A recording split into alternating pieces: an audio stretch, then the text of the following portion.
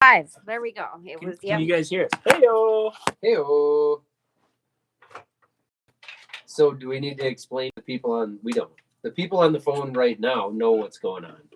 All 41. The new people later that won't know what's happening. Right? Right.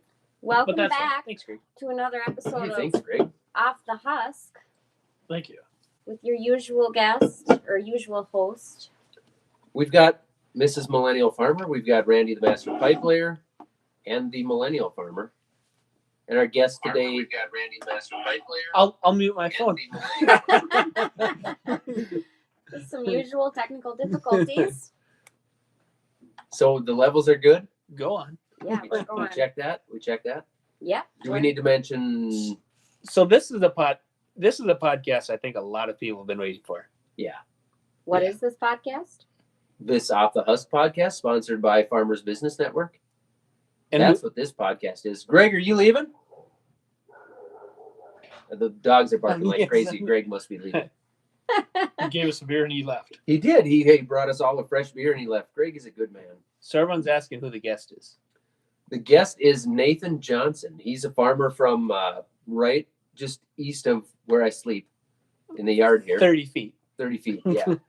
This would be my dad, the fourth generation Johnson farmer, if that made any sense. That's right. It'd be the fourth generation. Yep. You would. See, I are good at math.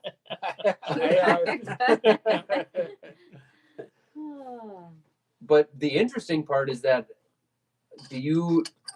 so when I tell people, I always tell people I'm fifth generation family farmer, but really, I mean, I am fifth generation family farmer, but when you look at our family farm, we skipped like a half generation, kind of, right?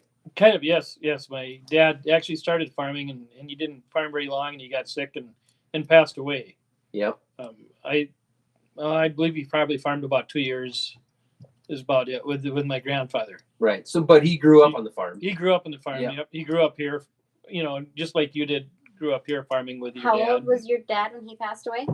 My dad, the one sitting here. No, us. Nathan's dad. Sorry, looking at the wrong person. That's great. Yeah. I'm not even sure. I think he passed away in 1960. So he was in his 20s? In his 20s, early yes. 20s.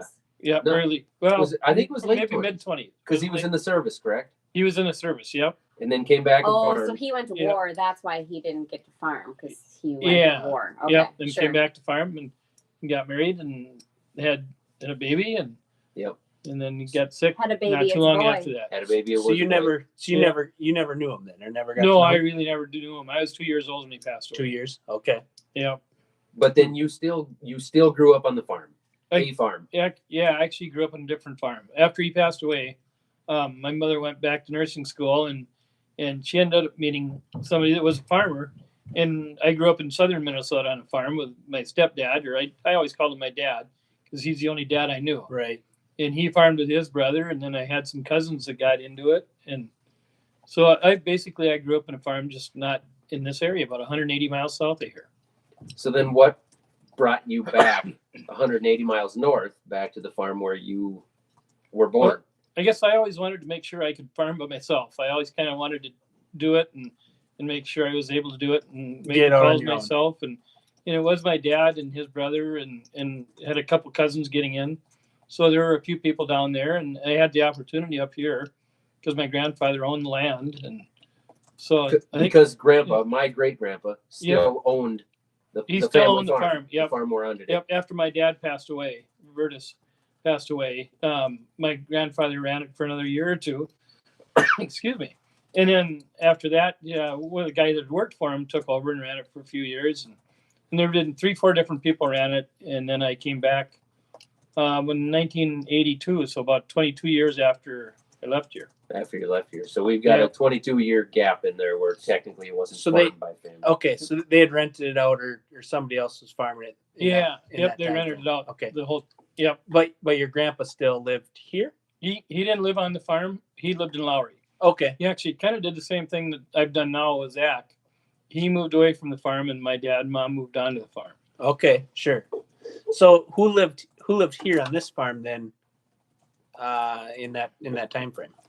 Well, at it was one of the guys that rented the farm for a while, lived here for several years. Okay. And then before we moved here, actually nobody was living here. I don't know what happened. They were remodeling the house and getting ready to move here, and something happened, I think. And, Okay. and so the house actually sat empty for a few years before we came back. Okay. Before you'd come back and. Yeah. Okay. And that's a different house than the one we're in now. Yes, that was a house. It was built in 1906, I believe. Okay. The old house. Yeah. It was a brick house, and we looked at remodeling and it wasn't worth it. So my grandfather was born in 1900, so he was 6 years old and he moved half a mile from the farm where he was at Okay. to the new house here. Which would be what we know as the South Quarter. Right. Yep. I Yeah. believe so. Yep. Okay. Where did the house sit in accordance to this house then? Just north of this house, about 10 feet. Yeah. Oh. So when they were building this house, Yeah. I remember you could sit on the living room couch and look out the window, and it was like right out the window. I'm The pointing wall, at like back they- here. It was right there. Just missed the house. Yep. Yeah. When- We built as close to it as we could. Okay. What year was that? 98. 1998 is when we moved into this house, I think. Okay. So in 1998, how did you know to put a podcast room in the basement? How did you know to Yeah. build that? That was really good foresight. It was good foresight. I thought, if I ever move off, I wonder if my kids would ever Start want a to have podcast. a podcast room in the Yeah. basement. We Plus, should- I thought I could use it as a theater room in the meantime. Yeah. So it was easy to talk my wife into it. Yeah, I I need bet. to build a podcast room, Yeah. but for a little while, I can use it for a theater room for about 15 years first. that was well played. I didn't see that question coming. That was pretty good. So you moved up here. You talked mom into moving up here. What was that actually- like? Did you have to trick her? Did she No, know you weren't coming but- home for a while? And you guys were babies, by the way. Well, we- she was, anyways. We were pretty young. I think when we actually moved here, I was 23, but the fall before I came up and did the fall tillage up here. We didn't live here, and then I was 22 years old. You came up and did the fall tillage knowing Knowing that we were coming you up were here. coming up here. We got married in 1981, and we went on our honeymoon. And she was 18 or 19? She was 19 when we got married. So you were robbing the And- cradle. We, well, Not it was 3 quite. years. he was difference. 19 and a half. Yeah. But anyway, on our way back home from the honeymoon, we came here. I wanted to show her my grandfather's farm, and so we came up here and we talked to them for a while, and we went home and talked about it for several months, and talked to my grandparents to see if they'd be interested in renting it to us, and they seemed pretty excited to do that. So we ended up moving back up here. So the fall you came up and did the tillage. Then did you stay in the empty house then, or did you stay at No, your grandparents? I stayed in the grandparents' house. Okay. in Lowry. Yep. Just went there. Yep. Yep. So what'd you have for equipment? Well, luckily, my dad down there at Jackson, or his stepdad, him and his brother had an implement dealership. Okay. And so we were able to get some machinery. Actually, farming had already kind of taken a downturn, in probably 79 or 80, it Yep. started going down, and machinery got a little bit cheaper. And down there, I actually had livestock. I always enjoyed livestock. I had livestock when I was in high school. And then when I got out of high school in 1977, there were a lot of livestock facilities. Dad and Kurt owned several farms. So we had livestock in 4 different farms then. And I Okay. kind of managed livestock. I owned half the livestock and they owned half, but I basically did the work with the livestock and then helped them out in the field too. So I had some livestock equipment, a fair amount of livestock equipment. Okay. This was cattle and hogs. Cattle and hogs both. Yep. Did you bring any livestock with you? I fed cattle up here for several years after we moved up here. Did you actually move the herd up, or did you no. start over? Nope. We bought feeder cattle in the fall. Okay. We chopped silage by the feeder Oh, cattle sure, and then sell okay. fat cattle in the summer. Yep. So, Okay. So it wasn't like a it- cow calf operation. no, we did have cows down there, but I didn't bring any of the cows with. Okay. Yep. So, and we had hogs down there. I always enjoyed cattle a lot more than hogs. So Okay. we just stuck with cattle and we got up here for a while. So it wasn't like the equipment was up here. You could come up here and borrow No. Grandpa's equipment and start. Nope, there was no equipment at all. You had to figure out how you're gonna get equipment, Yep. tractors. My the whole- grandfather was 82 years old when Oh, we moved up here, so he was okay. still around, but couldn't really help any. He couldn't Right. get in a tractor then. Was he renting the farmland out for quite a while to other people before you came here? Yeah. Yep. My 22 dad years. passed away in Okay. '62, so then I think he farmed it for 2 or possibly 3 more years. Okay. And then it rented Okay. it out for that long. Okay. Okay. For anybody Yep. that's listening, I have to apologize because sometimes I ask questions that might sound like we're just talked about, but I'm looking at 3 different screens sometimes, and sometimes I'm not listening 100%. So I do want to apologize. So I'm trying to watch comments and then the actual podcast audio and all that stuff. Did we decide to bring the fact that we are right now live on YouTube? Did we decide to bring that information onto the podcast? Yeah, so this podcast is actually being aired live on YouTube 100. as we speak. Yeah, 500 people are listening live right now. Nice. Yes. Nice. 508 to be exact, but who's counting? And I'm sure most of those 500 probably have rooms full of people also listening. So it's probably like 10,000. Yeah. Yep. And this new app that we're trying out, it's a beta app, allows us to receive comments, and we can actually accept phone calls, which we may or may not try. We'll see. We're going to wait till the end before we try it. Yeah, If we're But going to, it's a work in progress Yep. for us. Yep. So I want to go back to Dad here, or as some people call him, Nate. But you moved up here. You moved into the old farmhouse. You brought Mom up. Yeah. What were her thoughts? Because she didn't grow up on a farm. No, she grew up in town and always lived in town. And I think at first she was a little concerned if she'd like it here. Could have moved Can I- to Lowry, Minnesota. Yeah. Not even. And One you, thing- This is suburbs of Lowry. and you guys moved into an old farmhouse, right? We did, yeah. Well, yeah, it's built in 1906, so I suppose, yeah, it was almost It was old. close to 80 was years old, old. it was Yeah. old.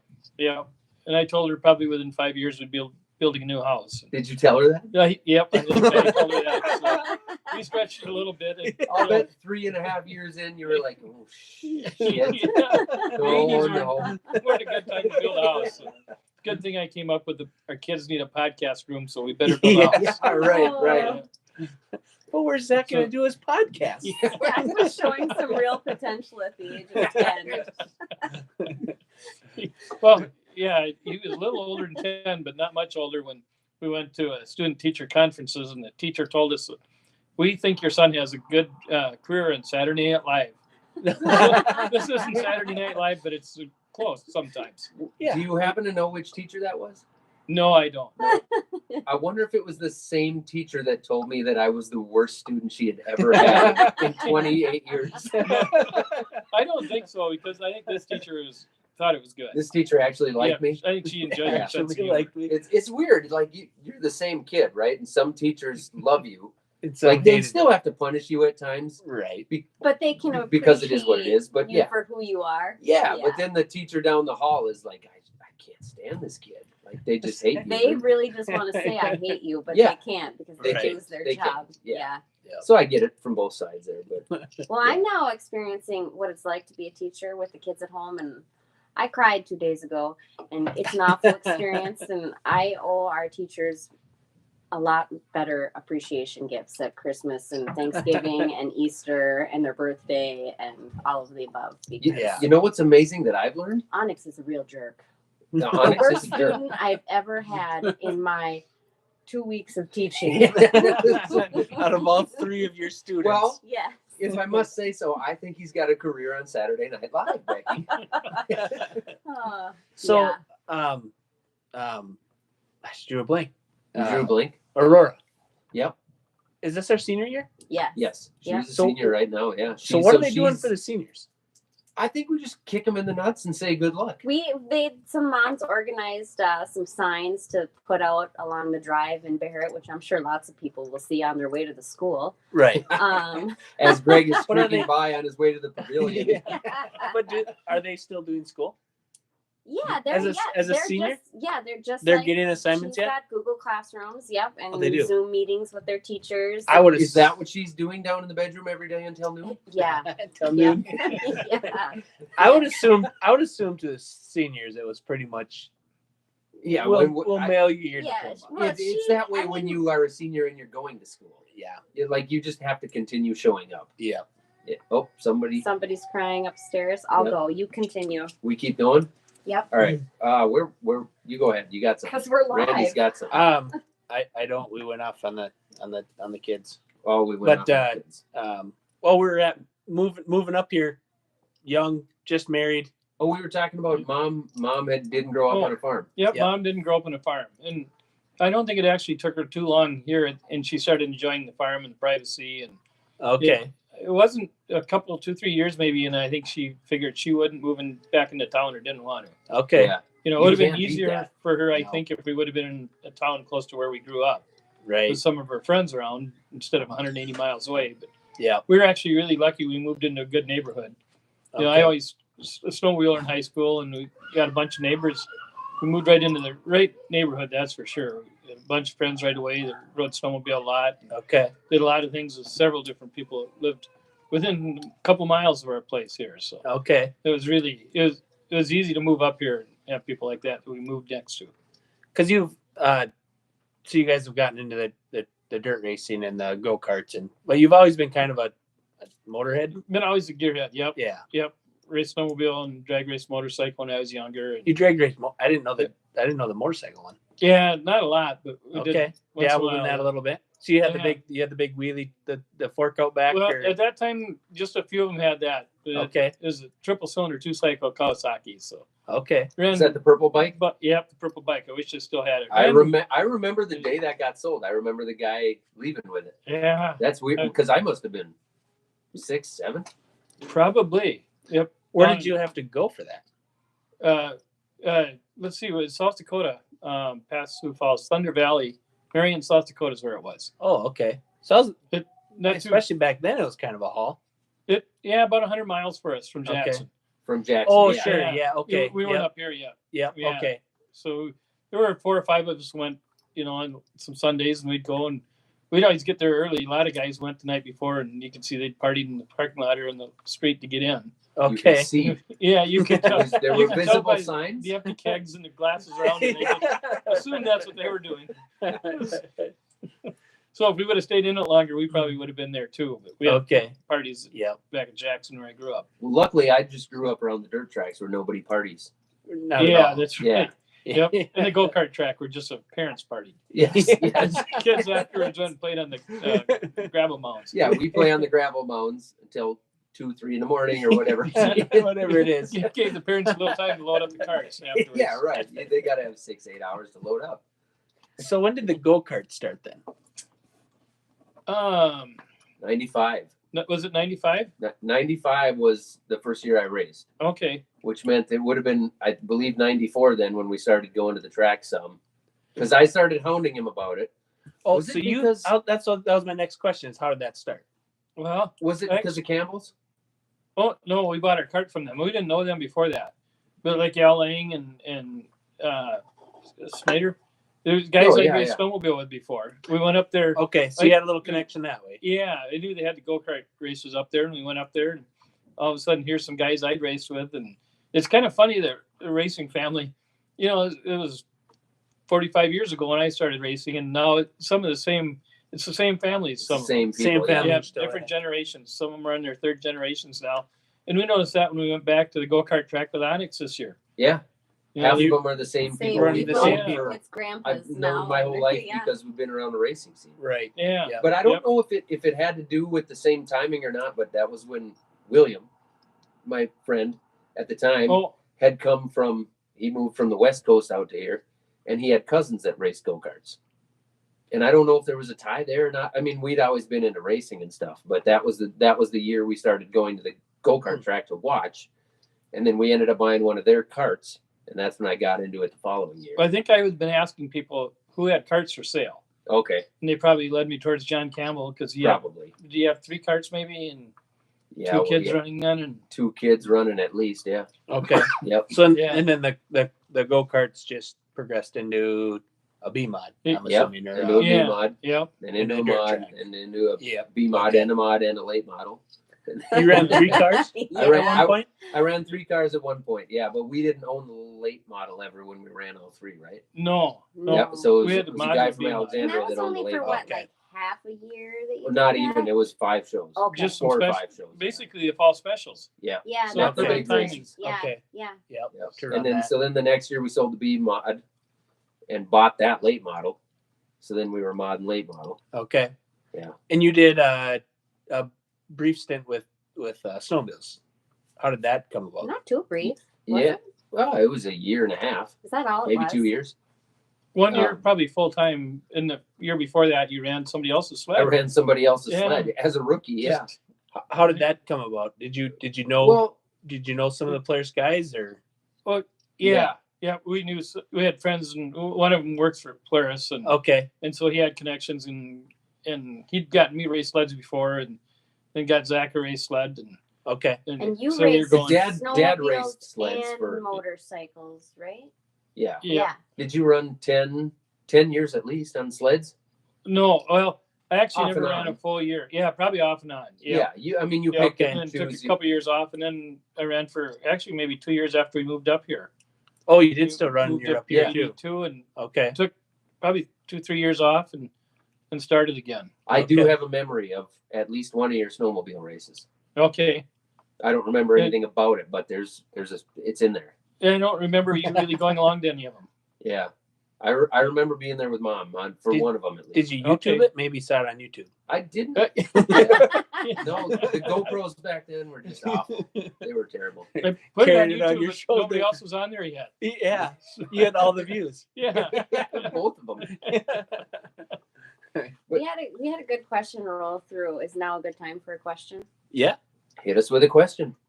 Somebody asked, does Nate ever get annoyed or mad with Zach about filming for his YouTube channel? I'll just cross that off my list here and let him go with it. What No, have you thought not of yourself? really. Maybe we should go back to the very I was gonna first time you say did at the that. beginning The you first time? had to Yeah. a little bit. Yeah, maybe a little bit, but What are you I think doing? it was a Sunday morning. Zach came out, and he had the kids with him, Onyx and Rhiannon. And it was Sunday morning. We weren't working, and he came out and said, "Well, I think I'm going to wash a truck, and I'm going to take a video of it." I said, "Video of it?" Yeah. He said, "Have you seen the YouTube? You know what that is?" Yeah, I know what that is. So I'm going to wash a truck and put it on YouTube. Well, who's going to want to watch a farmer wash an old truck? That's kind of crazy. Nobody's going to want to see that. Right. But he said, well, he's got some relatives and family members that really don't understand farming and probably should see life a little better. And I thought, well, he's trying to do a good thing. We got a dirty truck. The truck's going to get washed. Grandkids are here. I'm going to play with the grandkids. Have at it. This is a great Have at idea. it. Sunday morning, we're not doing anything. So Wash the let's truck. get a clean truck.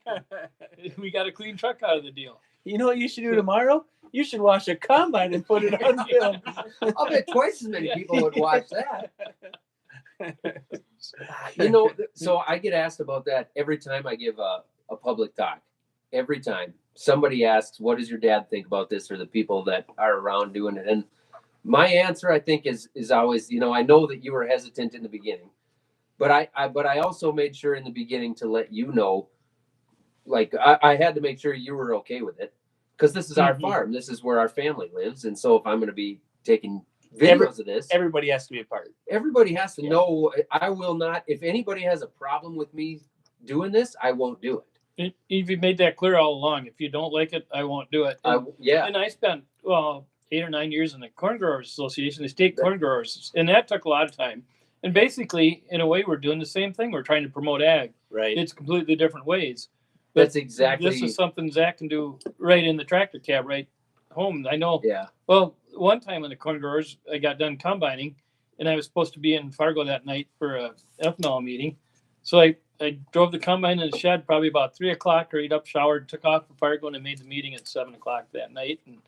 And I think I was in meetings for about 4 months after that, and combine sat dirty in the shed, but at least it was in the shed. Right. Yeah. Stuff it in the shed. Yep. Yeah. If I could have just taken a video of washing the combine, it would have a clean combine. And still promoting ag. Yeah. But that exactly what you said there is the answer that I give people, is that, you were active on the Minnesota Corn Growers for several years. That was your way of advocating for agriculture. This is my way right now of advocating for agriculture, which I'm also active with corn and soybean growers on a much smaller scale than what you were. But you're making much more difference and impact. Well, with they're just the- different things, So I'm not achieving what the Corn and Soybean Growers Associations are doing. I mean, we're doing Right, it's a different things. Yeah. Those organizations have to be in place to accomplish the things that they're doing. And what I'm doing is something totally different, but it's just what fits me right now. It's just two different ways of advocating for the industry. You're getting a different audience, which we need all the audiences. So you're getting that audience, Right. which in turn is helping the corn growers Yeah. if they're doing some political things that they need help. Right. Then all of a sudden people say, yeah, I know what a farm is. I've seen it on the videos. Yeah. Yeah. I think we need everything. And I think for what you're doing now, you keep doing what you're doing. I know it'd be nice if you'd spend time with corn and soybean growers, but I think you're doing more good where you're at right now because there's other people that can work with the corn and soybean growers. And when it comes to the corn and soy boards, you know, I'm still active on the county board, but even at the state level, I mean, I know half those people there, at least in this state, you know, so, and it's not, I wouldn't be surprised if I did more at the state level with one of those organizations at some point. But right now, no. So don't call me on that. You're reaching far more people this way.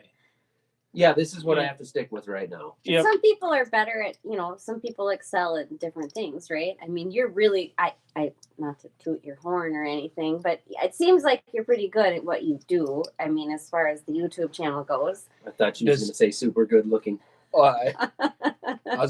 Does she toot your horn often? Not since we got married.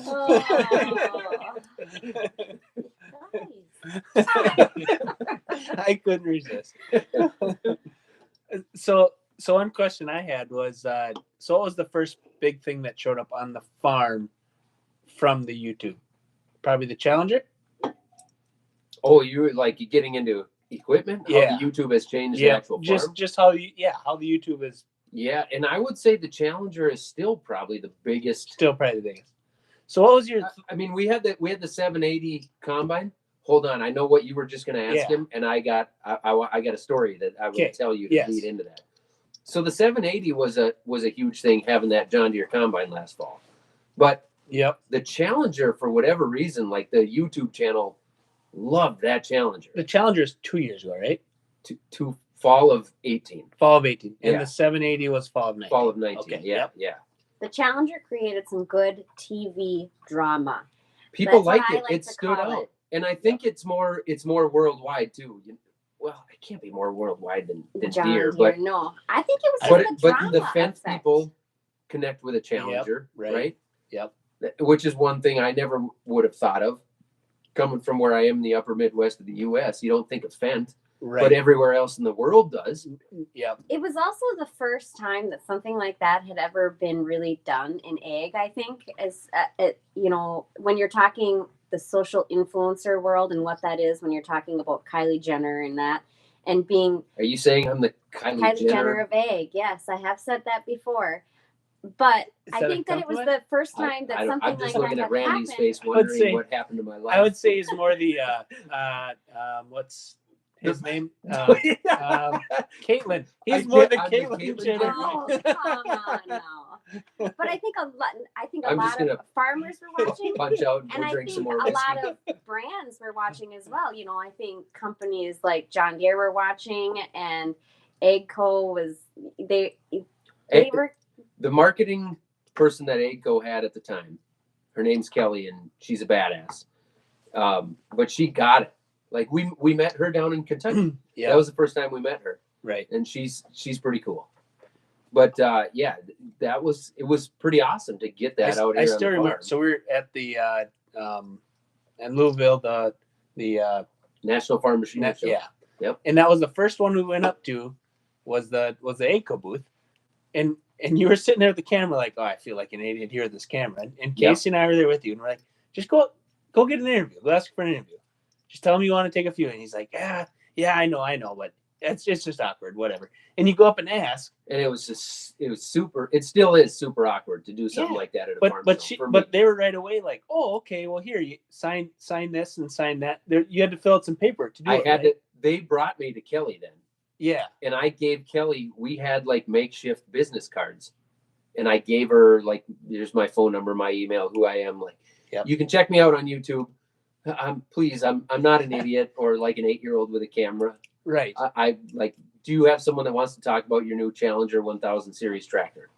And like, they were all about it. Right. Yeah. Like here's what we would like you to do, or sign this, and Yeah. and what's the name of your channel, on and on and on. It was, yeah. They took it. They were the first ones, and they took it more seriously than anybody else I've ever talked to at a show. Yeah. And throughout that show, for sure, they were Yeah. the ones Oh, that yeah, took it yeah. most serious. And then something come out of it. And then Right. he invited you down to do a tour of the factory, which was really cool. It Yep. was fun It to go was That's through right. that. Yeah. And what made it extra cool is that's the town you grew up in then. Yeah. Yeah. Yep. Oh yeah. They're made in Jackson, right where I grew up, and actually the plant now is completely different. It was ag chem before, but we I had remember when it was ACAM. when my dad and uncle had the dealership, the implement dealership. We actually took tractors up there, and they used those for a prototype to make saddle tanks and different things. Oh, So we'd been in and out of there, knew several people that worked in ag chem. Actually, quite a few people that worked there. okay. You know, it's the same location, different building now. So back then, ACAM also made. So ACAM is what's Rogators, Terragators, which is now all part of All ACAM. owned by part of Agco. Agco, It's Yeah. all yeah. the same. Yeah. But Yeah. at that time, they made saddle tanks and stuff for tractors. Yeah, yep. Okay. We actually had a full type ag chem sprayer. And that was all probably started in early Jackson, 70s, right? and yeah, that was all started in Jackson. Yep. Yeah. I would assume Yep. pull types maybe came before the self-propelled then? I Or don't know. okay. The farmers didn't have any self-propelleds then, but the The elevators, co-ops and co-ops stuff did. Yeah. Okay. Yep. So I think How they about were making them. do you I'm know- not sure which came first there. Were they spray coop, or is that something completely Nope, different? that was different. That was Yep. different. Yep. Okay. Yep, they were the Terragators and Yep. Egg Okay. gators. Because spray coops was kind of the first of the self-propelled sprayers, I would assume, right? I don't know if they were. the They were a lot OGs? smaller. Spray coops are OGs. Yeah. Yeah, I don't. They were completely different. The spray coops were a lot smaller. yeah. Probably not really commercial. Built things, to but- pull behind the pickup, Yeah. you know, whatever. But that was Yep. kind of the co-ops first had those, and then I remember when they first got like a Rogator, or the first, Terragator. I actually think Ag Chem was probably the first one to make like the Terragators, the fertilizer spreaders, and Okay. sprayers like that. And then I Okay, think the other companies kind of copied them after that, probably. that's what started. So who I work for, which is Big Stone Egg Service now, but it was Clinton Egg Service before, and that's what started. That was Gary Dibdahl bought a, I think they were a Big A. Oh, one of the sure. Okay. Big Yep. A Terragator. Yeah. So it was the first of the 3-wheeled machines, and it was a liquid boom. And that was back, I think, early 70s. There was a big CRP program had just come out. So he went around spraying for the DNR, or for all the CRP land, all the way up to Detroit Lakes, 100 miles north of here. And that's how Clinton Egg got their start. Okay. Was from that. Because Okay. they're the first ones other than spray cooper or a pickup sprayer. So that was kind of neat.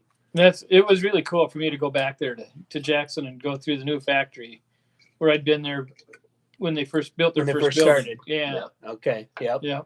It was cool too, like for me, because I don't get to Jackson that much anymore. Which Jackson was a place that I got to a lot when I was younger. Because both sets of your grandparents lived there. Yeah. They did. Yeah. Nearby. So yeah, mom's parents didn't. I don't think they They- lived there in my lifetime, did they? Oh, yes. Yep. They did. They did. Yeah. You weren't very old when they moved to New Ulm. Yeah, because I don't ever remember going to their house in Jackson. Yeah. I think it was probably about the time you were born, maybe they moved to New Ulm. Okay, because I know where it was. I know what house it was, but The I first don't 2 or 3 remember. years when we lived here, we went down to Jackson almost every weekend. Yeah. Of course, all our friends were other places too, and they came back on the weekends. Sure. And Jackson from here is how far? 100 miles? 180. Yeah, it was 180 about straight 180 to south. the farm, so probably 170 to Jackson. We lived south Okay. of Jackson on the farm. So it was 2.5 hour drive every weekend. Yeah, well, 60. probably Longer 3? than that. sometimes 2 if I was in a big hurry, but usually it's 2.5. It was Depends on- never, Well, it was never depends 2 on if you hours had with the Zach Camaro. Strum along. I'll tell you that. I have a couple things on my list that we'll lead into later. Speaking of Dad trying to drive fast. You gotta backtrack though to The Challenger. the Challenger and the social. So Yeah, I'm envisioning you stop over Mom and Dad's Sunday morning. Like, hey, Dad, they want to bring us a tractor to use this fall. Well, oh yeah. That's what it that was. was the thing. Okay, so Good job, Randy. I remember when our channel first started to gain some traction, like when the channel went from this was my hobby to try to reach consumers, and there's no obligation whatsoever. It's something I do for fun, and that's that. It doesn't go any farther than that. When it started shifting from that to, well, this is kind of getting legitimate. Like you're getting a lot of views on your videos. Maybe you should put effort into it. So you came over. It was a Friday, Saturday night, whatever. You came over for cards at our house. Oh, And yes. you're at our house, Yeah. and we're asking you like so this YouTube thing you're doing, like how's that going? Like we started talking a little bit, and you go, well, actually, Becky just found out today. No, I had you known had- a day or two before Okay. that, but He didn't tell me. I didn't want to Okay. tell her. But anyways, you had told us. Actually, I have a check. Like they Like, I got paid to do Google this. shows me what they owe me, and I was like, it's $92. Yeah, I remember that. And she looked at me like we were rich. What were we going to do with all that? And I was like, well, But yeah, I knew. know. That's why I haven't told you, because we have a tax problem. We're gonna owe 20 of these dollars.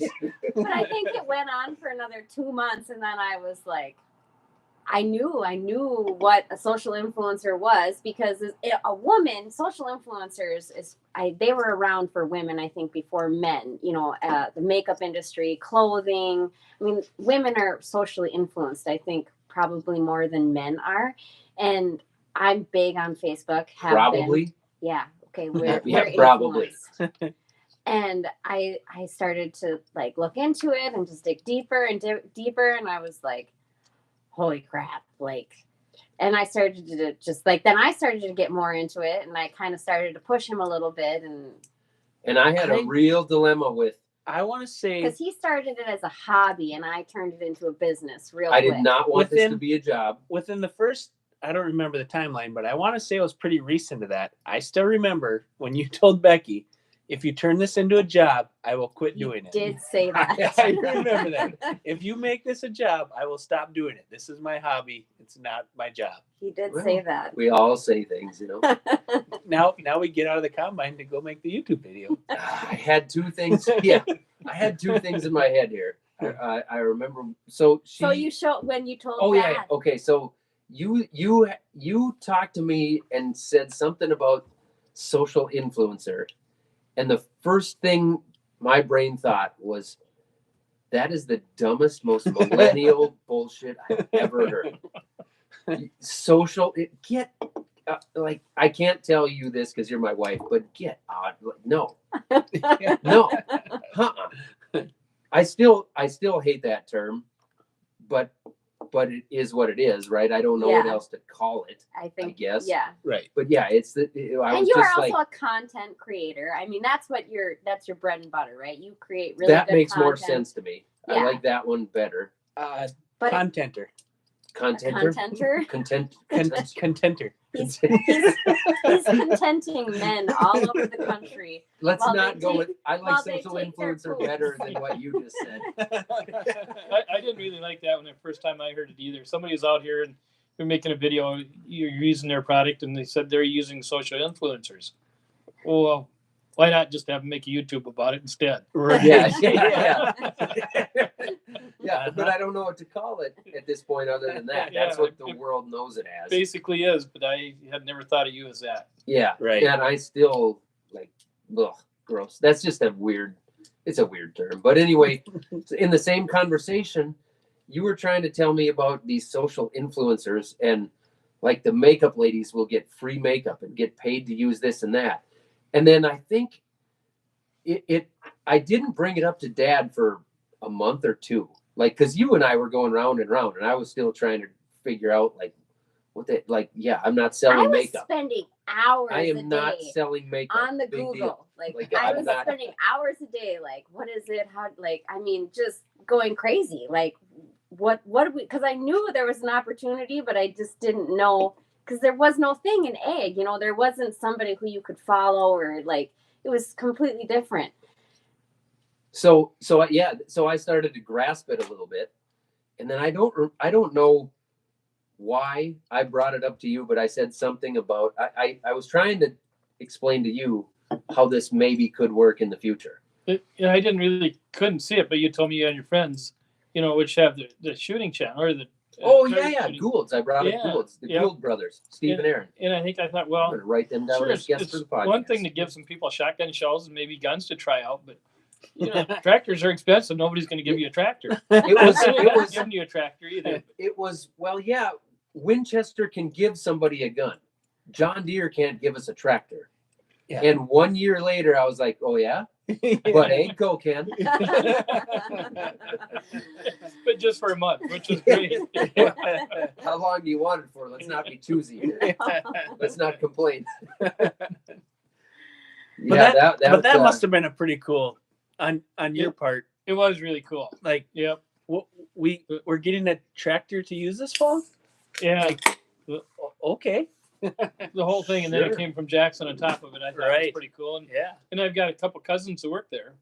Okay. When we went down towards the plant, we went out for lunch with them. A couple other guys, but a couple of my cousins they call you I up, grew up with in the farm. You ever heard of this millennial farmer guy from Lowry? We're sending a tractor his way. Well, yeah, that's Nate's boy.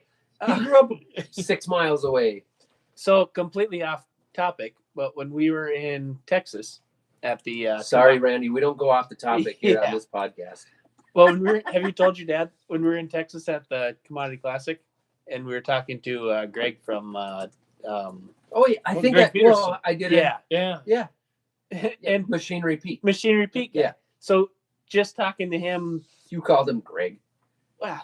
Yeah. He called the Machinery Pete Greg. Yeah, it's Pete. Hold Not on, I'm going to worst write him part- down as a guest as The well. worst part, so we ran into him at the trade show, Yep.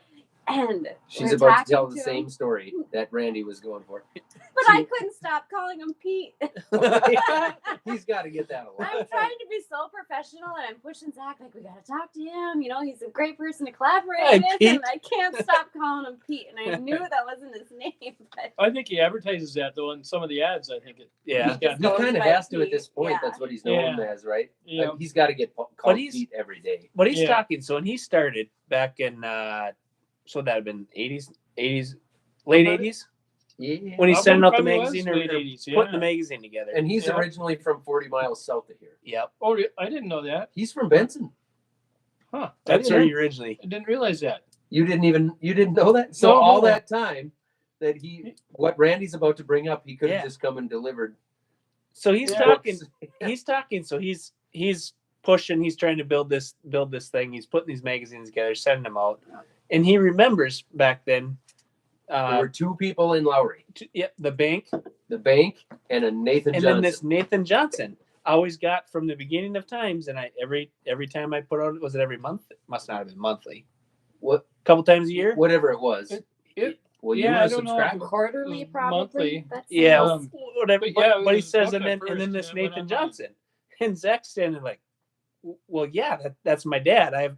We had stacks and stacks of your magazines coming through with auction price, tractors auction prices, Right. and I never put that together. Yeah. It was pretty cool to see him put that connection together. He was like honestly pumped that Nathan Johnson from 30 years ago was the millennial farmer's dad.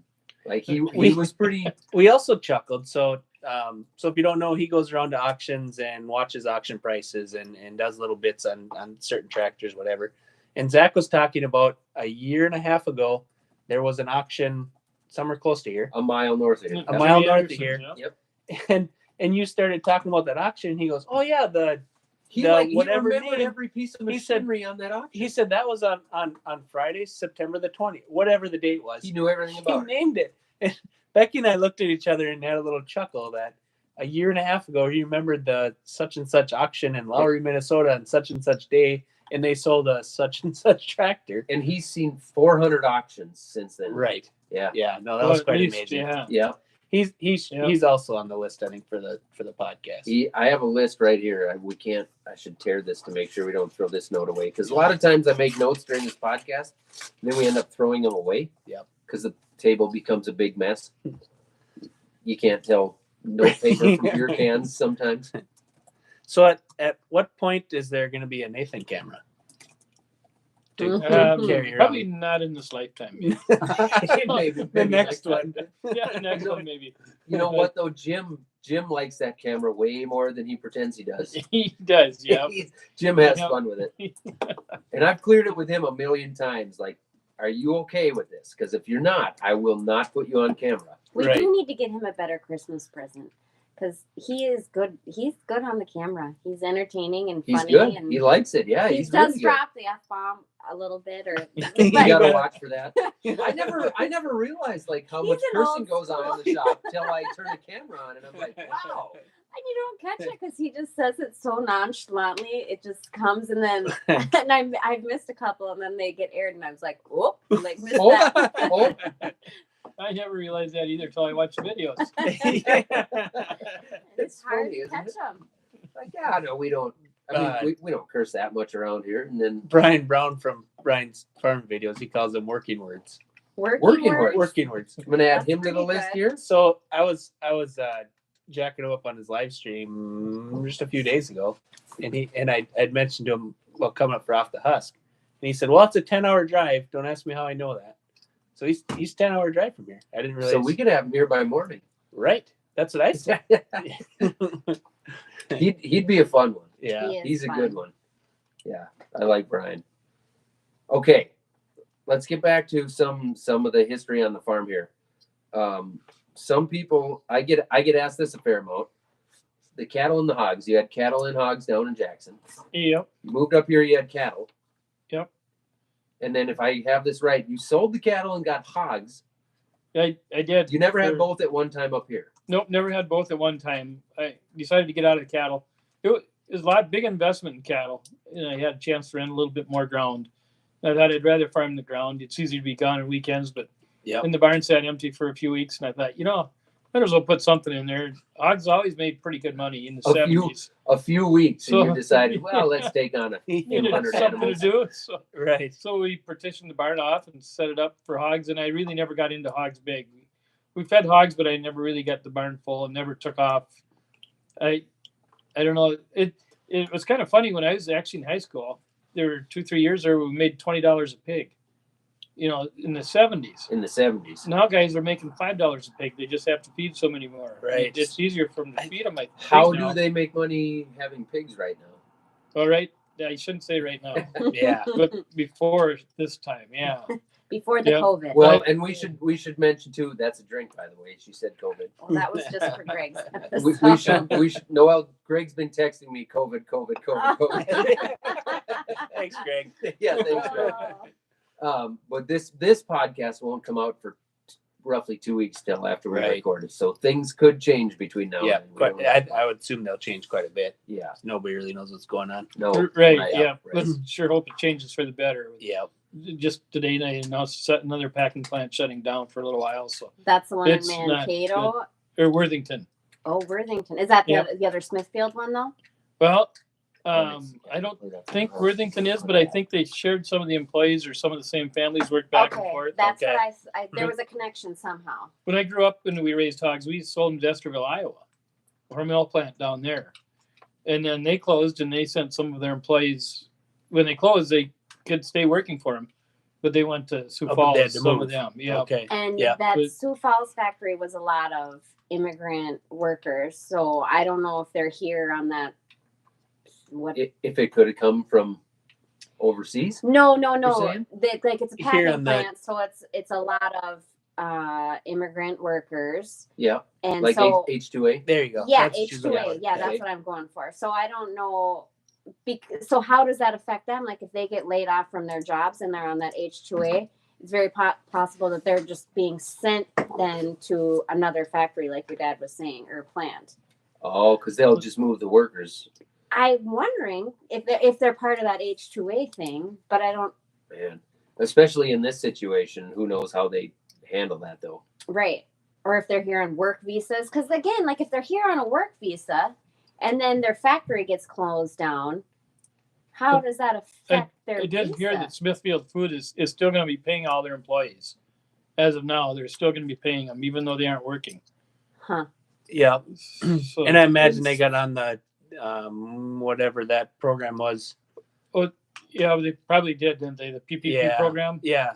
Yeah. Smithfield Foods is maybe too big for that. Yeah, I I'm don't not think they sure. would qualify for that. Okay. Way Oh too yeah, many that's right. employees. Yeah, it was a small business, But whatever. the processing plants are making really good money right now, and in the grocery stores, pork and beef has gone way up. Yeah. And for the farmers, it's gone way down because there's too many animals to Can't push process. them through. Yeah. Yeah, that's So what we they were don't talking have to about pay the to last get little them. bit.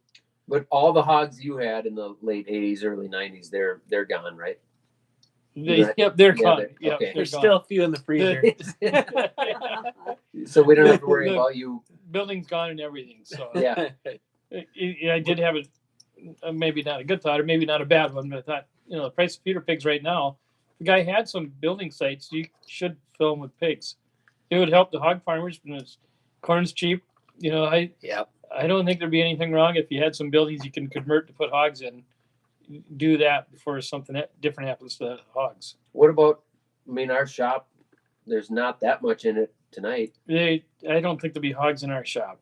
No? You could clean out one of the upstairs rooms. Yeah, you could. There are some empty dairy barns around. That a guy could fill in.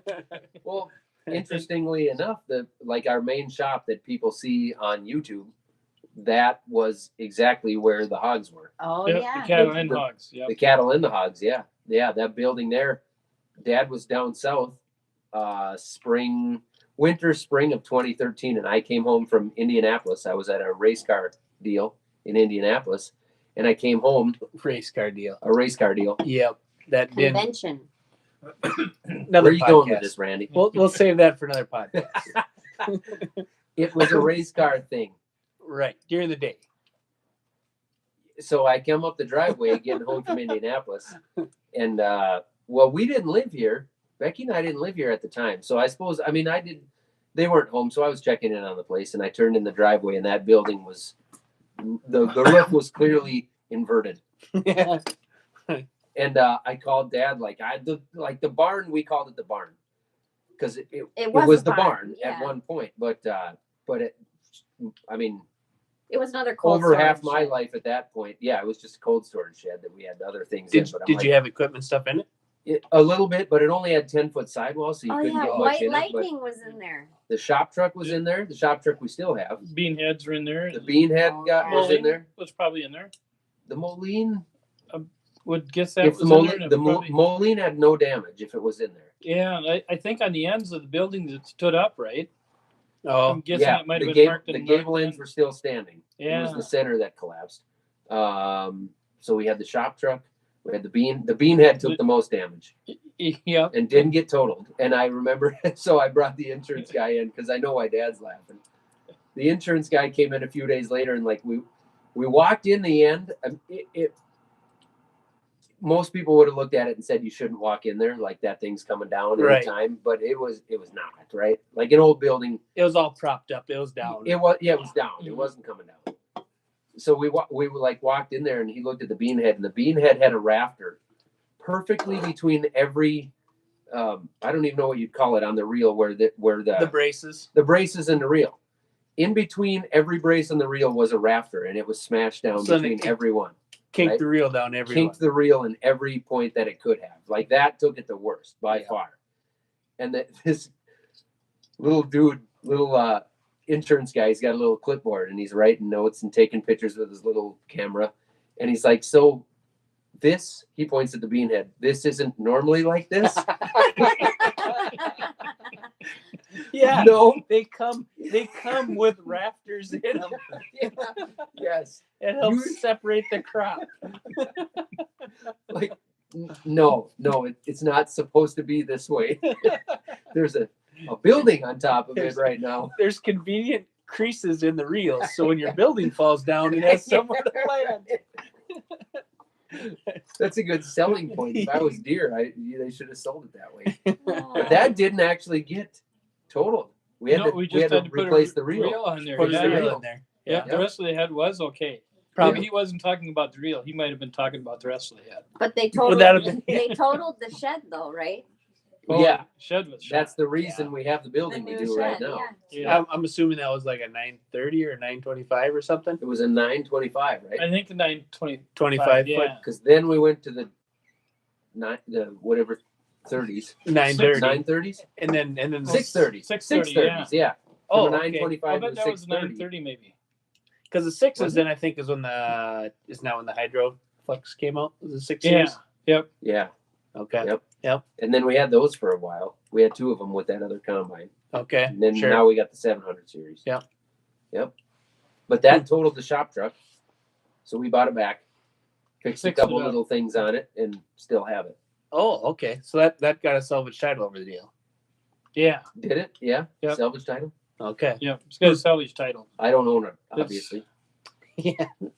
Value really dropped in that 1990 pickup, 30 years old. Yeah. 30-year-old.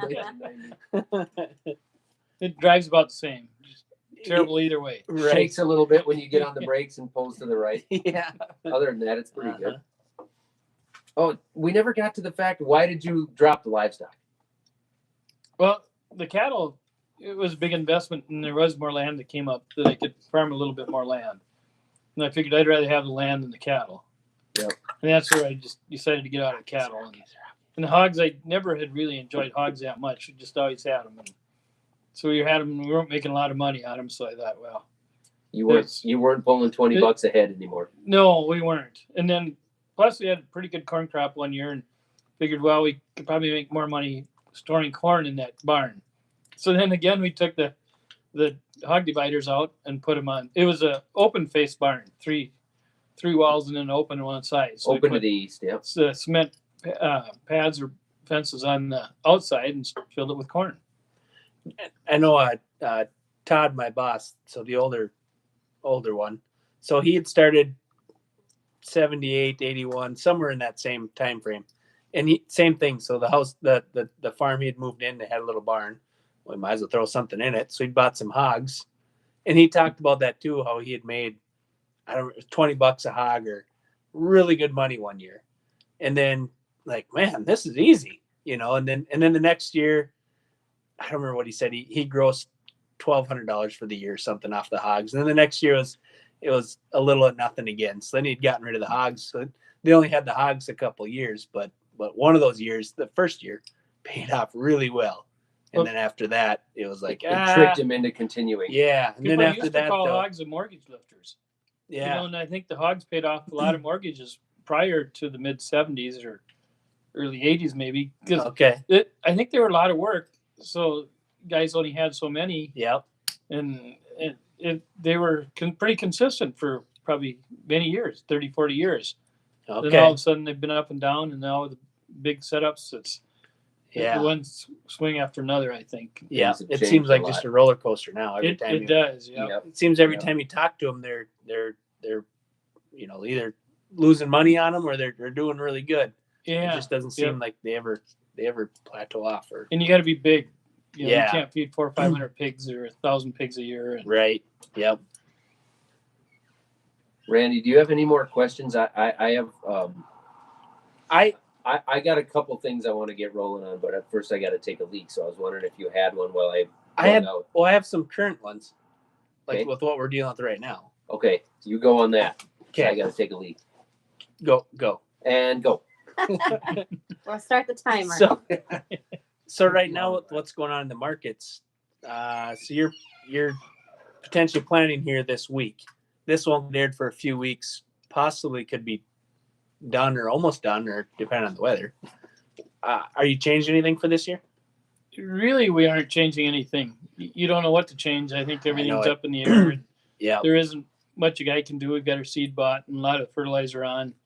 Will So- storage become an issue? Will we build Well, another bin? Would that be I- something? I don't It might think get we'd build a bin, but tough to build for you to decide right now you're going to build a bin and have it for this fall might be tough to A do. supply. Yeah. Yeah. yeah, the one thing I have thought of, guy could always bag it if you have to. That's Oh, what- that's Bins, right. We've We're got too ready. much in there. It's hedged, but it's sitting in there yet. Yep. And we could fill bags in August or September. We're in the same boat. So just the other day, Terry was asking me, he's like, well, do we start begging now or do we wait? we're kind of in the same boat. So is that what you Hmm. would do? You would bag the stuff that's in the bins now, I think so because you got more time to do And it right it's now. dry. And then and you The always only- get rid of that first, right? Like you want to get We rid of the oldest. probably stuff would. first. Some of last year wasn't the best crop, late test weight Right. and That I stuff. was just gonna say. So So we'd probably blend it off with next year's Oh, crop. sure. it's also a unique situation that last year's crop wasn't very good. So we have light. So blending Not it real would be good. an advantage. Yeah. It would be an advantage, yeah. But I think Yep. we would also look at wondering if this is the corn we should bag, or should we wait for some hopefully nice normal corn to bag. I think would be another question we'd maybe talk Because about. it doesn't store as well in the bag, right? You can't keep it I think in it there as long. stores is good. Yeah, we've just had a couple bags and it seemed to store pretty good.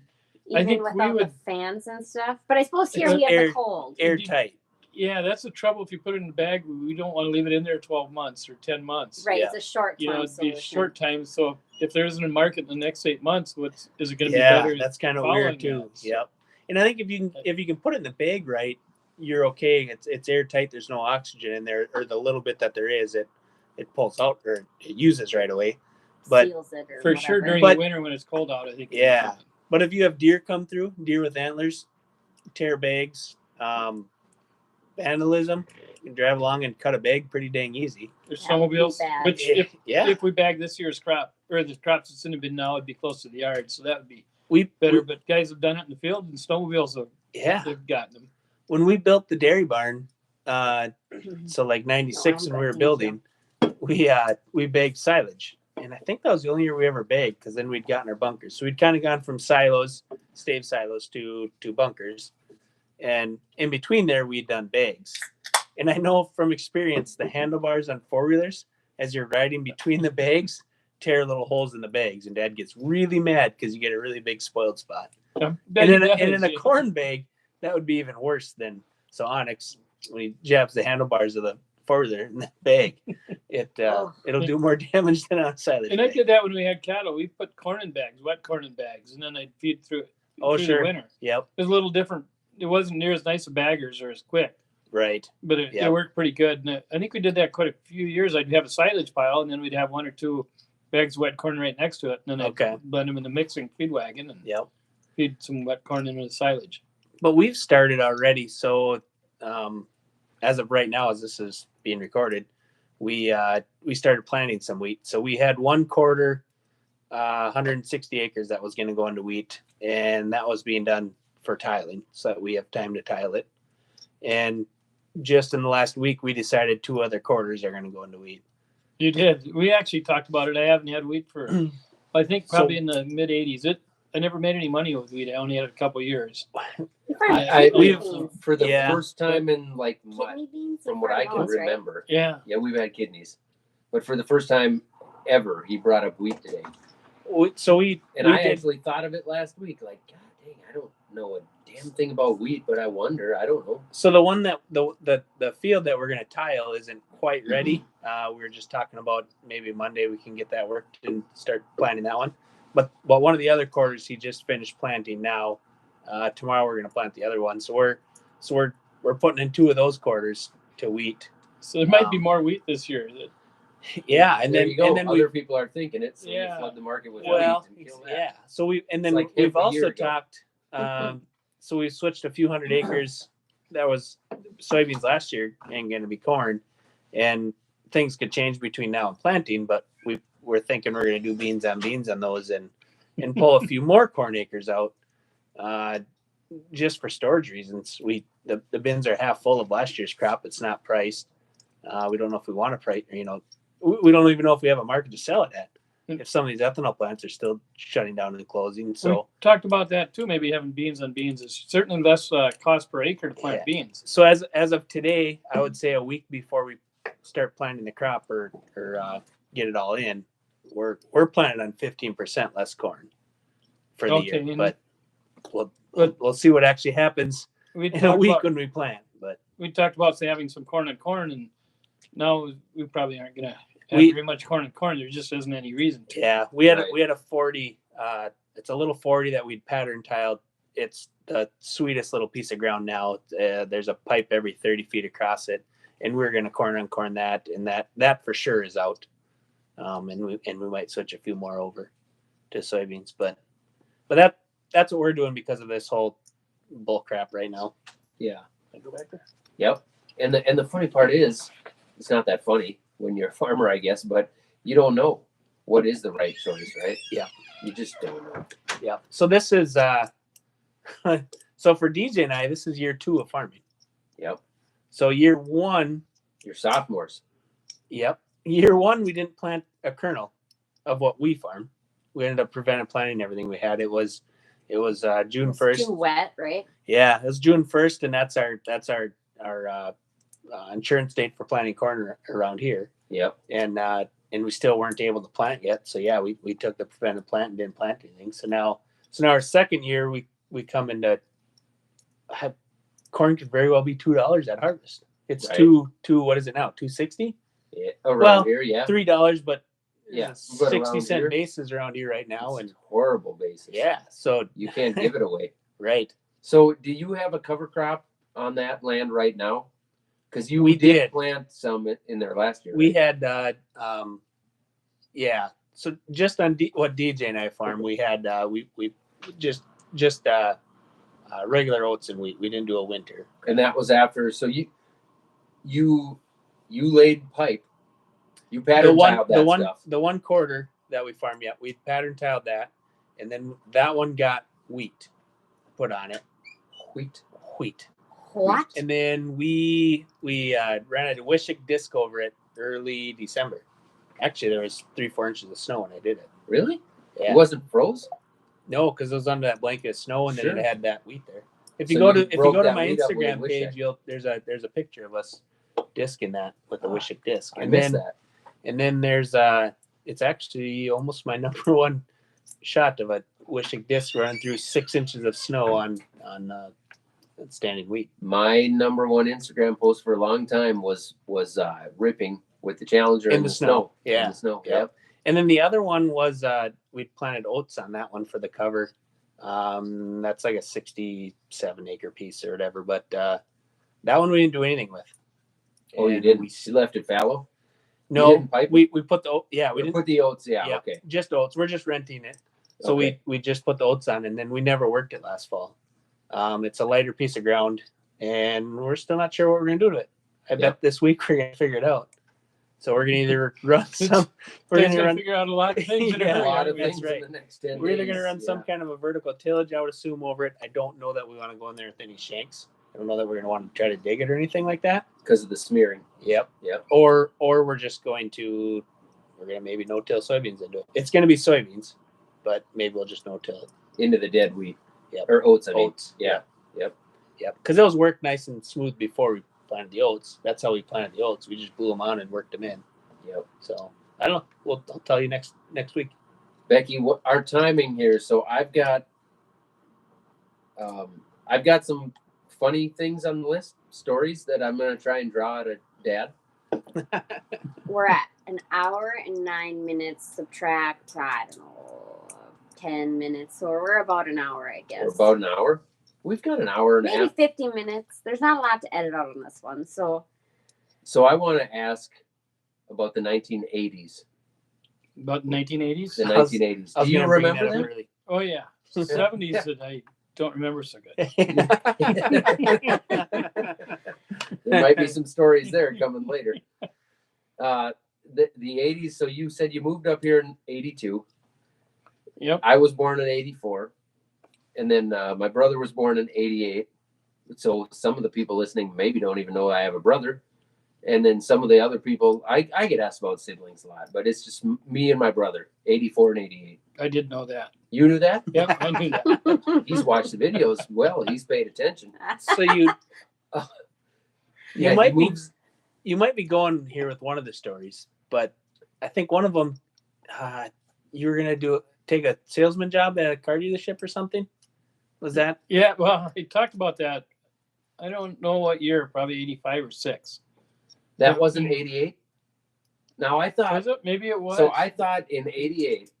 This is in my head where the story was at. Was in 88 because Mitch was born, and that was Okay. kind of the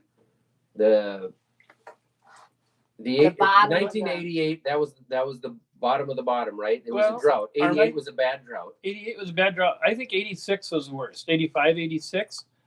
And then 87, we had a pretty good crop and the price came up. So I thought, now we're through this. But then we had the drought in 88. And I actually thought, well, we had one good year, but this is going to do me in. It's going to be the end of it. Right. So that, to me, sounds like the it bottom. might have been 88 when I did. You applied for a Mm. job at the car dealership. Actually, Like I a real job? think it was early, I think it was early spring because then the weather got nice and I With started planting. I thought, well, I don't really We can want to sell do cars this. anyway, Yeah. so you could always do that later. Right. But yeah. yeah, and 88 we had the drought and I figured we were done. And then I got out in the first field of beans and we got rain. Oh, it started raining probably last week in August or so. And the beans looked Which is terrible when when it they were makes short. beans. And it did. We had, Yeah. but they weren't good beans, but they were 30 bushels or low 30s. Yeah. And they were $8 a bushel. So I know that first night I was in the combine, I couldn't get out. I just sat in there. This was unbelievable. 30 bushels the acre at $8. And I thought we were going to have 12 bushels the acre at $6. So in the 80s was 30 bushel normal or was that A still little bit on the low side was here. still, 40 okay. was kind of the top. okay? I So think- beans I would haven't say- really. I mean, now we're in the 50s, and Yeah, it seems like Until I was 30 years old, I remember, sorry to interrupt here, but I know where he's going with this. Until I was 30 years old, he always told me, there's not much you can do about beans. They're just going to be 36. and then they came with around If they're on the bottom, they'll be 30. If they're on the top, they're 40. They're just like, they're going to be 36. I That's remember what a story beans are. one time saying, "Well, they're yielding 35. What more do you want?" Yeah, it just is Yeah. what it is. Yeah, and That's it was what that way beans for are. years until they came with the Roundup Ready 2. Okay. They had And new that's- technology, and I think I They wouldn't be saved that surprised for if their they. Roundup Ready. too. Yep, I think they did because they knew the patent was going off Roundup You Ready can say it once. because this podcast is There's- sponsored by Farmers Business Network. Yeah. Yeah, We're Yeah, getting that's in true. trouble. I didn't print those darn things. The You don't scripts. have to print those darn things because Zach's got this all up and Sunday. FBN is so amazing at selling seed, direct chemical. They've got health insurance. They have land financing right now with Nathan, interest rates where Are they're you at. a member of FBN? well, yes, I am. I don't think Zach knew that, so he paid a membership You're later. both members. with a hedging Oh, account. man. You were automatically in. That's So- funny. A couple yeah, of we're- times actually. So I bought into the membership long before anybody ever talked to me about doing anything with the Millennial Farmer. I was a member before we ever had any kind of working relationship. So you're not a seller. My dad was a member a year or two before that, unbeknownst to me.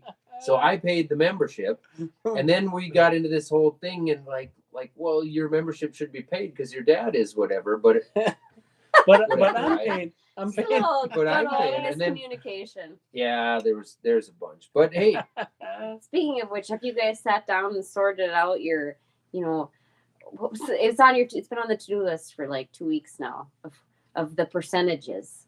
yeah, we did that yesterday. Oh, okay, good. Yeah. So it was only on the list for 13 days. Okay. Yeah. No, we're good.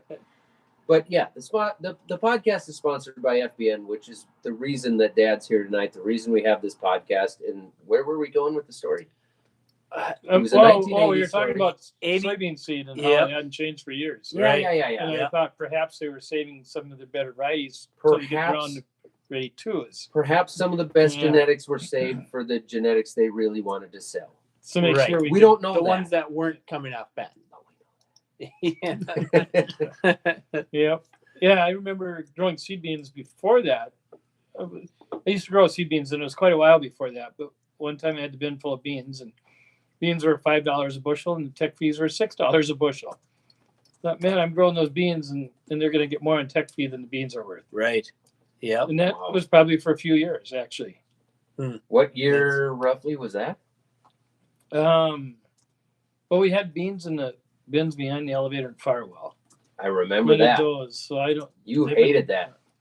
It wasn't the It easiest was, to fill, but we did was it a a few pain years in the actually. ass. I It shouldn't say was. you hated that, but Yeah. you did it. But Yeah. it was a pain in the ass. Yeah, Yeah, I don't know when that was. Had to be in the 90s, I suppose, right? Yeah, I mean, I remember that pretty well. So probably mid '90s. Yeah, Because Yeah. I remember being over there with you for a long time. Hmm. Many times, several times. But the Yeah. '80s were 80s were not good. 80s They were tough. They were tough. Yep. 80s were really tough.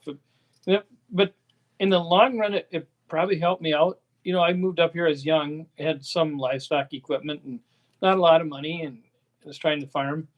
Well, after I'd farmed here 5-6 years, I had as much money as the neighbors. We were all broke, pretty much. Nobody had anything. Yeah, the guys that had money when I moved up here, theirs was gone too. So we're kind of all in level playing field. Todd kind of talks that too. So the guys that had got into it in the 80s, kind of went. So the guys that got into it in the 60s and 70s, they did okay, but they just never, they never leaped like the guys that got into it in the 80s did. And he kind of talks that we were kind of in that same boat now. The guys that got into it in the 90s never took off, like maybe now. Yeah. I watched guys that were, probably 2, 3, 4 years older than me. And when I was in high school, they'd get out of high school and they were leveraging everything, buying land, and they were doing great. New pickups, new tractors, everything just going like crazy. Well, and you felt like they were leaps and bounds ahead of you. Right. Yeah. Yep. And they were for a little while. Yep. But then all of a sudden, with the debt and everything, but then guys that were 3, 4 years younger than me started farming in the mid 80s. Now they were buying land for a third the price, or it was less, probably 25% the price that some of the land was selling for before that. Yeah. So it was, it was more timing than management, I would say. Yeah. Then He kind of talks about that too. So back then you had high interest rates. 18%. Yeah, that was. But really nothing high. was worth it. Is high now. Yeah, 18 is pretty high. Yeah, you can get way cheaper rates than that. Yeah. FBN financing. About 16% less than that. Yeah. Yeah, about that. Yeah. But he 10% talks the price.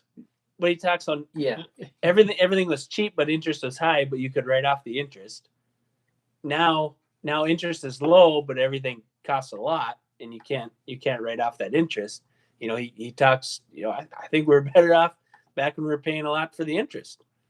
Yeah, because the land was cheap, everything was cheap, and when farming got good in the 70s, it seemed like fertilizer and seed didn't follow the high prices of crops. Oh, like they have now. 2007, 8, 9, the fertilizer, seed, everything, chemicals, they all went up a lot and followed the price of the commodities. Right. Now, I don't know why it didn't do that in the 70s, but it seemed like they stayed fairly flat. Yeah. But the issue is those things haven't come back yet. Right. Yeah. Yeah. Yep. So they ramped up with the commodity prices, and then as the commodity prices have gone down, they haven't. No. Not near fast enough. I mean, the same goes with land rent and everything. Right. Yep. Yeah. If you look at right now, corn's under $3. If you look where corn or rent was 10, 15 years ago, when corn was at $3, yeah, exactly. There's no comparison. Right. Yeah. It's hard to get them to back down again, and they've softened some. Yeah, but not near at the rate the commodity prices have. Right. Yeah. Funny how that works. Yeah. Yep. Let's get to really important stuff here. I spoke with somebody, a distant relative of mine, a little bit closer to you. He farms down near the area where you grew up farming. Did you talk to Kenny? Yeah, well, his name rhymes with Kenny. It rhymes with Lenny. Yeah. That's my cousin, by the way. Yeah, that's his cousin. He's a great guy. Yep. He didn't have anything to add to this story, but he said he had always heard that maybe you bought a Chevelle so you could get home from the party that night. Well, I don't know if I bought it so I could get home from the party that night, but we were out partying. I always liked the Chevelle. So, you were partying. There was a Chevelle. Yeah, and you had to get home. I knew it was for sale. But I used to go through cars quite frequently, buy different cars. And I've got another question pertaining Kenny to that. was 6 years younger than me, which is good. So he didn't know a lot of things I did. He probably heard about him a few years later. He heard about him. Yeah. But him and my sister are the same age, and he wasn't involved in some of the things, but I'm sure he heard about him afterwards. Probably. What was that Chevelle? In 1970, Chevelle SS. The worst one is that a 1964 Chevelle Malibu SS with a 327. Oh, And that I really wish you still had that. I really do too. The drive shaft fell out of it when we were out at the quarter mile. Just I was 15 years old and my fell dad out. didn't like it. The next morning when I got up, the car was sold. It was gone on you. It was gone. I had the money but not the car. So did Grandpa fix the drive shaft first, or was it sold no, as he is? actually I think it was pretty simple fix, but he called the guy with the tow truck that bought the car. So, I don't know Small how he town thinks Grandpa happened, knew the but tow truck guy. yeah. Sure. Those drive shafts, they fall out once in a while. It was just bad luck where it fell out at. Yeah, that was bad luck. That reminds me, I should have car owner Corey on the podcast sometime to talk about drive Could shaft you maintenance. imagine 9.5. what Corey would be like? I think he wouldn't have been upset if I would have been old enough to have my driver's license. He went to Vanessa. Then Yeah, when you have a drive shaft fall out when you're 13, worked quite a few years to pay for that car. I wasn't 13; I was 14. So, Did you own the car then, or How your old dad's were you car? I then? owned the car. No, I bought the car. You had bought the car. Yeah, but Dad wasn't happy, so Executive decision to sell the car. yeah. Yeah. Yeah. That's funny. I bought my first car behind my parents' back as well.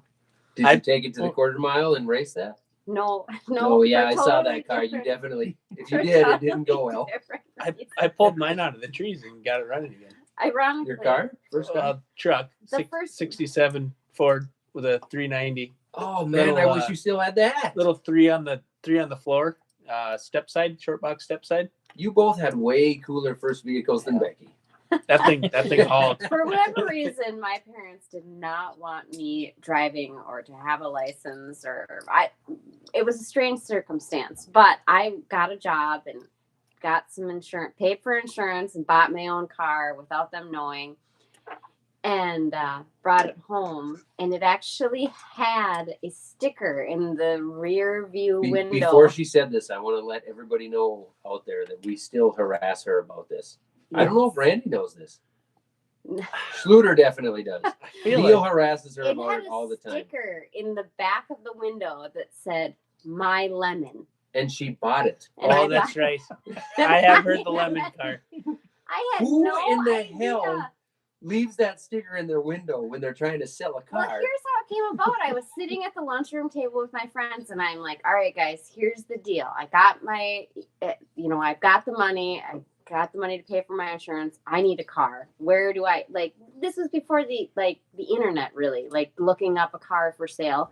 I had no idea what I was doing. Completely on my own. That makes you sound so old. This was before the internet. I mean, there When a was the hamburger internet. was 10 cents. There was the internet, but it was like the dial-up version. This was like we had ICQ. That was it. And Dan Ehrman was sitting across the table from me, and he's like, "I've Shout got a out car. to Dan Ehrman. I'll sell it to you." And I was like, "Okay." He's like, "How much money do you have?" And I'm like, $500. He's like, "Sold." Done. Done. And I got that car and drove it for, I don't know. I probably did still drive it for, I don't know, half. You a had year. it for a year Yeah, so it couldn't before have you got been the celebrity, much and that of a thing lemon. was a tank. But then that car finally died, and then by then my parents were finally like, "All right, fine, I guess you can have a car." So then I had saved up more money, and my stepdad then helped me get a new car, and he picked out an '86 Chevy Celebrity carbureted, and by then I had actually took a Carbureted. year. Did not have a 327, But but it was carbureted. my 64 was carbureted too. My dad did like that car. So Of course he I did. think he got a little pressure from my mom is why it got sold. And by then I had a year of auto mechanics under my belt, and I was pretty proficient for a girl. After my first car, I went from one end of the spectrum to the other. that Went guy full right circle. now is having a beer, telling his buddies like, you remember that time I sold that car for $500? What a piece Oh. of shit. It even said my lemon in it. That thing Yeah. sucked. Yes, that did happen. Did you tip an 8-bottom plow over on the road with a Steiger? If you don't remember, the story, we can edit it out. But if you do, Oh, I bet that came from Kenny. Oh, Two, maybe, well, huh? no, but this It- guy's name rhymes with Kenny. Yeah. He did, Paul, he says he doesn't. He did He say didn't- in that message he doesn't really know, but he had heard something about that. Yeah, I don't remember what had happened, but Dad was behind me. We were both at tractors and plows, and I think we were going over a railroad track, and the pins broke on the hitch of the plow, and it dug in. Like the plow The dropped. plow dropped off the tractor hitch, and it dug in. Ooh. And Did it drop in on the tracks? no, it was past her. It Okay, just so dug you in got on the across road. and then it drops. Yeah, and I don't remember, but I know Dad was pretty upset about that, and I didn't really enjoy it either. I don't know if he thought I hit the railroad tracks. Not a too lot fast that you or- could do about it. No, and I don't think I hit him too fast. It was just one of You got- those deals, and it was late in Yeah. the fall. We were pushing and in a hurry, and Yeah. And Yeah. It was you a had, frustrating. I'm fall sure anyway. probably Kenny heard about that Yeah. too. but you had an 8-bottom plow back then?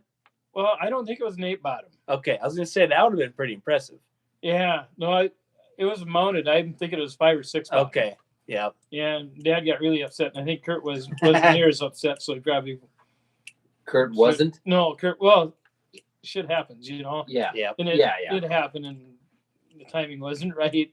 Right. Dad wasn't happy, and I think Kurt More tried to than settle us down a little bit. yeah, more than less just not happy that it happened. Yeah, Not necessarily with who Yeah. it happened. to. Yeah. yeah, Yeah. yeah. It was a tough fall anyway, and things weren't good. Yep. Dad's patience were short, and he was upset before that happened, and that didn't really help anything at all. I don't remember if I ever told this on. I was pretty young, probably I don't know, 12, 13, and I was plowing with the 40/40 and 4440. 40/440. Yeah. And the Kensington. in Kensington, yes. Yeah. Okay. and the tractor had died, and I'd put fuel in it before I left. I know I did, pretty sure. But I'd ran out of fuel, but I didn't know that. So I walk home and I tell Dad, like, the tractor died. I think the engine blew up or something. So Dad, him and Joy come up there, all worked up. It's fall, we're plowing up some alfalfa. I don't remember what it was, but and he's working on it, and here it's out of fuel. So now he's giving me crap that I must have let the lever just click off, and it's full, and took off 12. I probably was 10 back then, because I don't think we had the new dairy yet. But anyway, so we're trying to prime the filters on this tractor, and Dad's sitting there. They had the little thumb lever that you prime the fuel Yeah. filters with. And Joey had a pack of firecrackers in his pocket. So he lights a pack of firecrackers and throws it behind Dad. And they go off as Dad's pumping this thing, already mad because he had in his head that he was buying a new engine for this tractor. And then here he's standing there priming the fuel. And the firecrackers go off, and Dad jumps. And he was just pissed. And he yells at Joey. We're half mile from home. He's like, just get the hell out of here. Walk home. So Joey walks away and does his normal, walks 100 feet away. And all right, Dad's calmed down and turns around and walks back. And he no longer got within 2 feet of Dad, and there was just one single late firecracker. As soon as Joey got back to him, pow, one single pop went off. And then Dad really let Joey have it. And he's like, it was a late one. I didn't light anymore. That was from before I knew any better. Yeah, you already chewed my ass for that one. That's still one of my best memories of Dad trying to prime a fuel filter in the field. Oh, I'll bet Steve was happy that. Yeah. Almost as happy as when Joey was welding with the stick welder. And he's just a jerk growing up. He would throw the end of the welding rod. He's welding, you burn it down to the end. Yeah. And then you have a little inch chunk left. Yeah. He'd always throw that at you. So he Of course. throws it at usually me, but Dad was standing there. He throws it at Dad. And Dad chews his ass that could burn someone or hit him in the face or something. And it landed in his shirt pocket. And about the time he got done chewing Joey's ass, it burned through his shirt. So then Joey got it a second time really good. But that's where things happen, and guys get pissed off, and it's not necessarily at the person. It's just it is what it is. Yeah. our what's it called on the our engineer's saying we're supposed to wrap, but I still have a couple things on my list. All right. You had a blue Camaro. What year? Yes. What year was the blue one? 74. I still wish you had that as well. I do too. Yep. Okay. Did Wait, you take this off a I corner have a by question. Loon Lake and rip off the exhaust? Um, It's okay. You can open up now. We're on the Off the Husk podcast. which time? That was good. How come? Actually, Well, I heard you rip the exhaust off the second time yeah. in the same night. Friend was with me, and we were going. We thought we were a mile over. We were at a party, and here was a 90-degree corner. Well, we knew we couldn't make the corner. We were going way too fast, so we went off Power the through it. road. Yeah, you have no other choice. We- You got to drive through it. Cleared the ditch and went out in the field, and we didn't really slow down much. We went back to the party and told some guys about it, and one guy didn't believe us. We said, "Come on, we'll show you." Then we did it again. You hopped in the car with that. He did hop in the car. He never has since then. That Yeah. was just the last time. But he was having a good time until we came over that hill, and here's that 90-degree corner. And then So it this wasn't good. Some friends went back the next day and said we cleared the end rows and everything. We saw where we landed. Cleared the ditch. Oh, and there the was end standing rows. crop. It was short corn. Oh, it wasn't. I would have never done that with It was- tall corn. Yeah, it was a because the spring. growing point was still below the ground. It was a spring Sure, the party. corn was okay. Yeah, this was early summer. But I had side pipes on that Camaro. And the side pipe got wrecked the second time. But according to Grandpa, the side pipe got wrecked when you were pulling it into the shed. Oh yeah, that's what happened. Yeah. I forgot. I got a little mixed up on that story. Oh, that's good stuff. The last one. Let's see. Oh, geez, I actually have a couple here. Actually, I think some of the things I told my dad, he probably didn't believe anyway. He knew better. He knew better. Yeah. You know what? If Yeah. we're being honest here, some of the stuff Onyx tells me, I know better as well. Sometimes Yeah. sometimes ignorance is bliss. Yeah, like, because you're kind of proud too at the same Yeah. time. You have to pick your battles. Yeah. Yeah. There was something about you used to set up a sign by Petersburg in the woods, directing snowmobiles to go towards the bear. There was a bear in the How woods did this- down how by did this work? Petersburg. You gotta explain this. Well, we put up a sign, bear, black bear, BEAR, Yep. and then we pointed to the trail, led back to the tree where there was a bear. Uh-huh. But it was a centerfold. It was BARD. It was a black bear.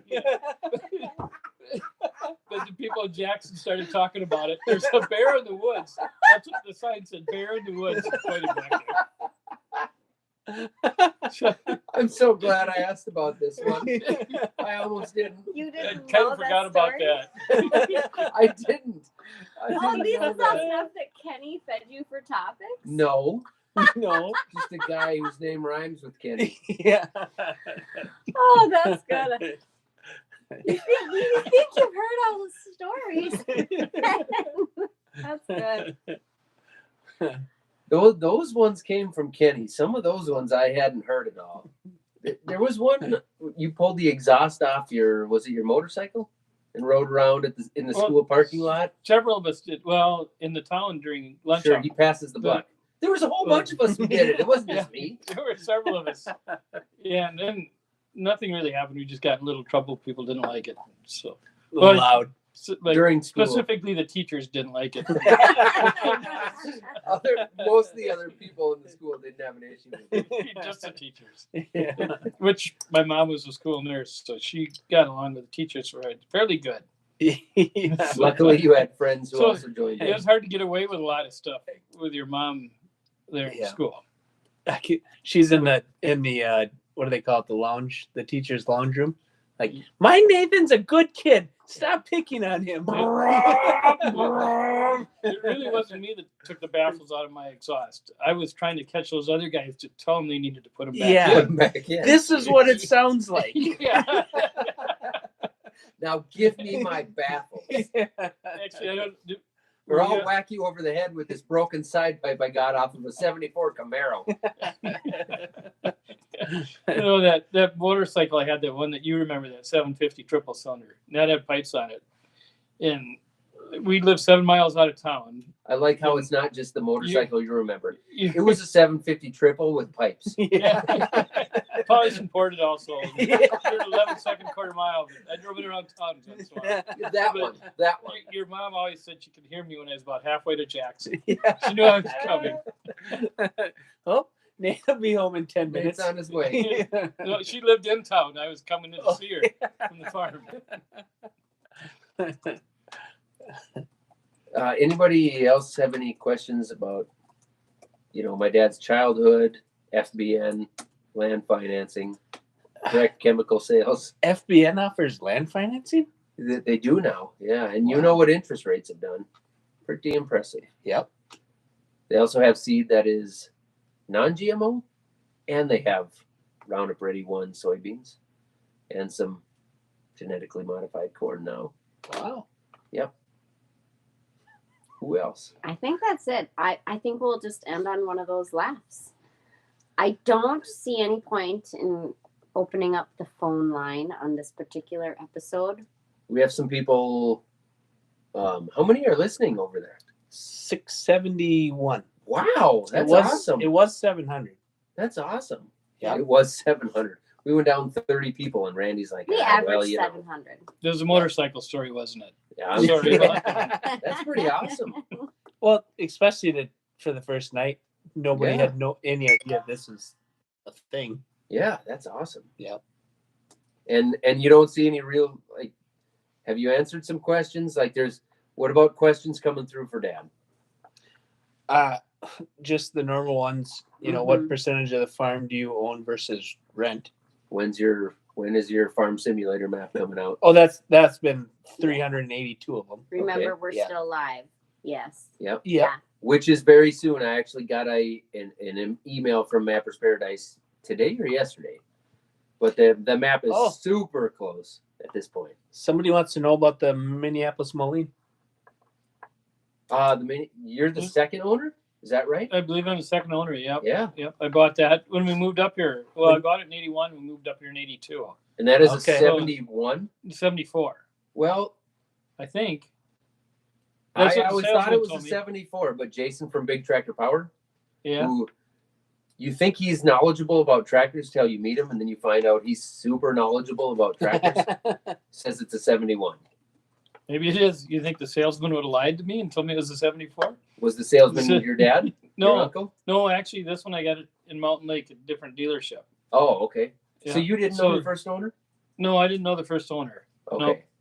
So it might have had two, but I bought it. And then the first year up here, I planted all the corn with it. And an 8-row planter. Will you 8-row breathe? planter with that? Yeah, it mounted. It seems 8-row, like a big planter. with cyclone. that. Well, they were later. It didn't have anything else on it. It was a mounted planter. So it's just Oh, wow. a frame with two wheels and just basically the openers Yeah. and a closing wheel, no gauge wheels on the openers. But I was always told that you needed to see some kernels on top of the ground or else you're going too deep. Not with corn, though, right? Yeah, with corn. With No corn, kidding. too? Yeah, with those, yep. Wow. Yep, because they didn't have individual gauge wheels on each row.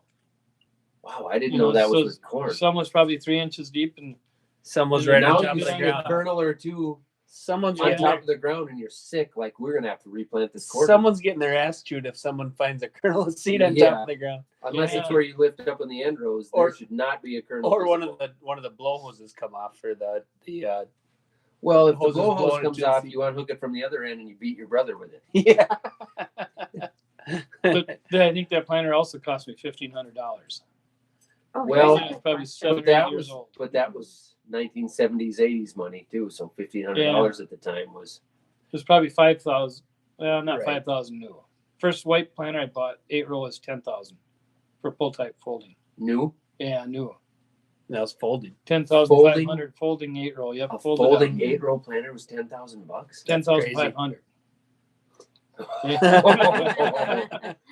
But That who's is keeping nuts. track, right? Yeah, it was a lot of money, I thought, but it was a really nice I'm planter. sure it was. Hmm. Very Wow. accurate compared to the cyclo planter they had. Huh. Yeah, they were. I've never been around them, but I always heard they were really popular. So they were Yeah. probably the best on the market when they were out there. Yeah. Yep. But Because they were probably- kind of the first of the as a bulk planter, right? Yeah. The Cyclone. Yep. And then 2 middle 20 boxes, I think. 20 years later, they come back with the bulk boxes. Yeah, with center fill again. Yeah. You're right. Yeah. Right. Yep. Where are we at? Which mics are hot? The phones They are all hot. of them. They want to know what Nate thinks of the 8RX that's coming this spring. What are they talking about?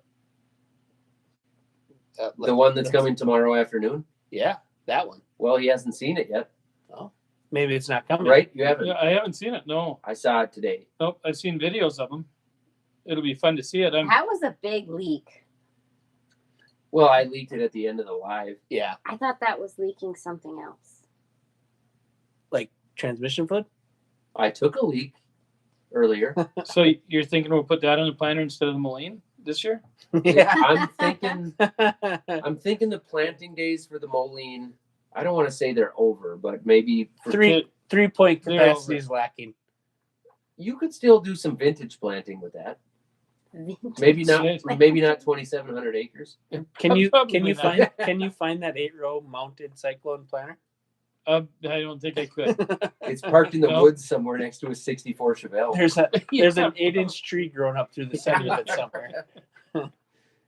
And if I find that set of woods, you damn well know which trees I'm cutting down to get something out of there. Yeah. Not the planter. All right. Are we good? Golden? Yeah. We're That cutting was- everything? Yep.